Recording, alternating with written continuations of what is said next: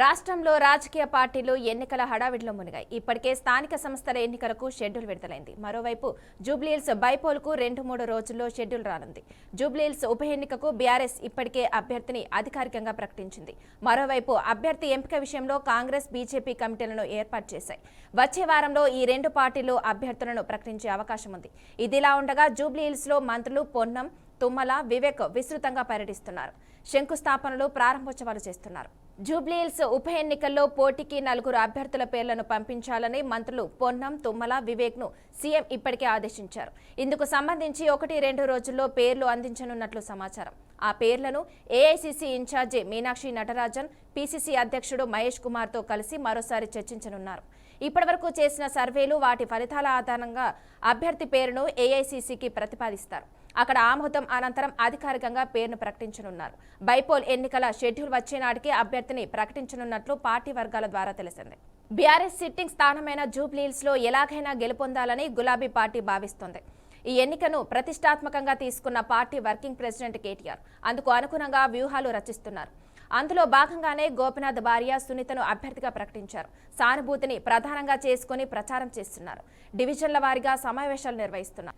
జూబ్లీహిల్స్ లో బీజేపీ తరపున కేంద్ర మంత్రి కిషన్ రెడ్డి పర్యటిస్తున్నారు. అభివృద్ధి కార్యక్రమాలు, శంకుస్థాపనలు, ప్రారంభోత్సవాలు చేస్తున్నారు. తన లోక్సభ నియోజకవర్గం పరిధిలోని సెగ్మెంట్ కావడంతో ఆయన దీన్ని ప్రతిష్టాత్మకంగా భావిస్తున్నారు. అభ్యర్థిని ఖరారు చేయడానికి 3తో కమిటీని నియమించారు. వచ్చే వారంలో ఈ కమిటీ రాష్ట్ర పార్టీకి పేర్లను సిఫార్సు చేయనుంది.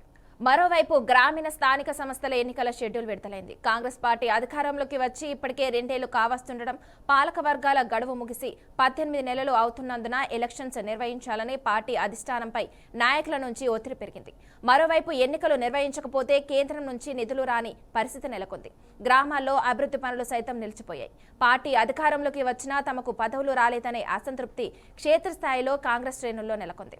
దీంతో ఎలాగైనా ఎన్నికలు నిర్వహించాలని ప్రభుత్వం పట్టుదలతో ఉంది. బీసీ రిజర్వేషన్ల కారణంగా కొంత ఆలస్యమైన చివరికి జీవో తీసుకొచ్చి రిజర్వేషన్లను ఖరారు చేసింది. దీంతో ఎన్నికల సంఘం షెడ్యూల్ను విడుదల చేసింది. మొత్తం 5 దశల్లో జెడ్పీటీసీ, ఎంపీటీసీ, సర్పంచ్ ఎన్నికలను నిర్వహించేందుకు సిద్ధమైంది.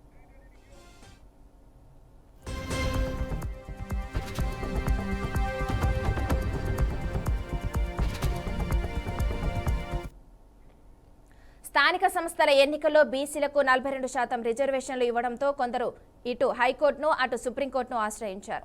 ఈ రిజర్వేషన్లు రాజ్యాంగ విరుద్ధమని పిటిషన్లు దాఖలు చేశారు. దీనిపై న్యాయస్థానాలు ఎలా స్పందిస్తాయి, ఏం తీరుస్తాయనేది ఉత్కంఠగా మారింది. కానీ ఎస్సీ, ఎస్టీ, జనరల్ స్థానాలు వచ్చిన గ్రామాల్లో ఎన్నికల సందడి మొదలైంది. ఇక ఇదే అంశంపై పూర్తి సమాచారం మా ప్రతినిధి శ్యామ్ అందిస్తారు. శ్యామ్, చెప్పండి. Thank you. మొత్తం మీదైతే జూబ్లీహిల్స్ ఉప ఎన్నిక షెడ్యూల్ మాత్రం 2-3 రోజుల్లో విడుదల కానట్టయితే తెలుస్తుంది. ఈ నేపథ్యంలోనే బీఆర్ఎస్ కంచుకోట అయినటువంటి జూబ్లీహిల్స్ అభ్యర్థిగా మాగంటి గోపీనాథ్ కుటుంబానికే ఇవ్వాలని చెప్పేసి ఏదైతే బీఆర్ఎస్ పార్టీ నిర్ణయించింది. ఈ నేపథ్యంలోనే గోపీనాథ్ కుటుంబం అయినటువంటి గోపీనాథ్ భార్య సునీత గోపీనాథ్ మాత్రం బీఆర్ఎస్ పార్టీ అధికారిక టికెట్ అయితే ఖరారు చేసిన పరిస్థితి కనబడుతుంది. ఈ నేపథ్యంలోనే ఇప్పటికే బీఆర్ఎస్ మాత్రం ఆ జూబ్లీహిల్స్ పరిధిలో ఉన్నటువంటి అన్ని వార్డులను తిరుగుతున్న పరిస్థితి కనబడుతుంది. జోరుగా ప్రచారాన్ని అయితే గోపీనాథ్ భార్య సునీత గోపీనాథ్ మాత్రం విస్తృతంగా ప్రచారం చేస్తున్న పరిస్థితి కనబడుతుంది.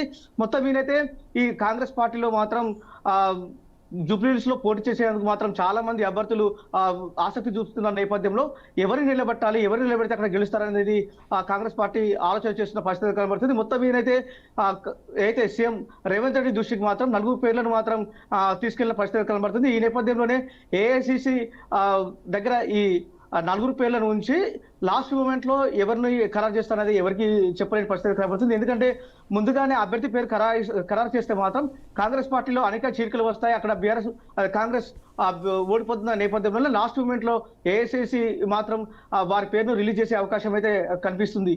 మొత్తం మీదైతే బీజేపీ కూడా అక్కడ బీజేపీ పార్టీ గెలుపు కోసం మాత్రం ఒక 3 సభ్యుల కమిటీని మాత్రం బీజేపీ ఏర్పాటు చేసిన పరిస్థితి కనబడుతుంది. ఈ ముగ్గురు సభ్యుల కమిటీ మాత్రం ఎవరి అభ్యర్థి పేరును ఖరారు చేస్తే ఆ అభ్యర్థి పేరును వాళ్ళు అనౌన్స్ చేసే పరిస్థితి కనబడుతుంది. ఈ మొత్తం మీదనైతే జూబ్లీహిల్స్ ని ఎలాగైనా గెలవాలని చెప్పేసి కూడా ఈ 3 పార్టీలు దీన్ని కైవసం చేసుకోవడానికి చాలా ప్రణాళికలు చేస్తున్న పరిస్థితి కనబడుతుంది. ఈ 3 పార్టీలు కూడా ఈ ఎన్నికను చాలా ప్రతిష్టాత్మకంగా తీసుకున్న పరిస్థితి కనబడుతుంది. మొత్తం మీదైతే ఆ, కేసీఆర్ ఈ ఎన్నికల్లో గెలుపు కోసం మాత్రం కేటీఆర్ అనేక వ్యూహాలు రచించినట్లయితే తెలుస్తుంది.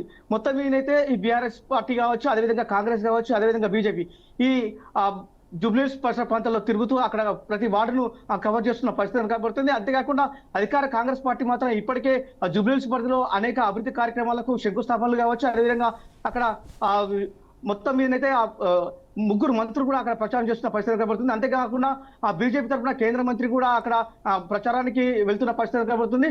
మొత్తం మీదనైతే ఏదైతే జూబ్లీహిల్స్ సంబంధించి అక్కడ ఉప ఎన్నికల్లో గెలుపు కోసం మాత్రం అన్ని పార్టీలు ప్రయత్నం చేస్తున్న పరిస్థితి కనబడుతుంది. అంతేకాకుండా ఈ గ్రామీణ స్థానిక సంస్థల ఎన్నికల షెడ్యూల్ మాత్రం విడుదలైన పరిస్థితి కనబడుతుంది. మొత్తం మీదైతే బీసీలకు 42% రిజర్వేషన్ పై ఇప్పటికే హైకోర్టులో కావచ్చు, అదేవిధంగా సుప్రీంకోర్టులో కేసులు నడుస్తున్న నేపథ్యంలో ఈ మొత్తం మీదైతే ఏదైతే ఈ హైకోర్టులో ఉన్న కావచ్చు, అదేవిధంగా సుప్రీంకోర్టులో ఉన్న పిటిషన్లపై తీర్పు వెలువడిన దానిపై ఆధారపడి ఉండే అవకాశం ఉన్నట్టే తెలుస్తుంది. అదేవిధంగా ఎస్సీ ఎస్టీ జనరల్ కేటగిరీలో ఎన్నికల హడావుడి మాత్రం ప్రారంభమైన పరిస్థితి కనబడుతుంది. Okay, thank you Shyam.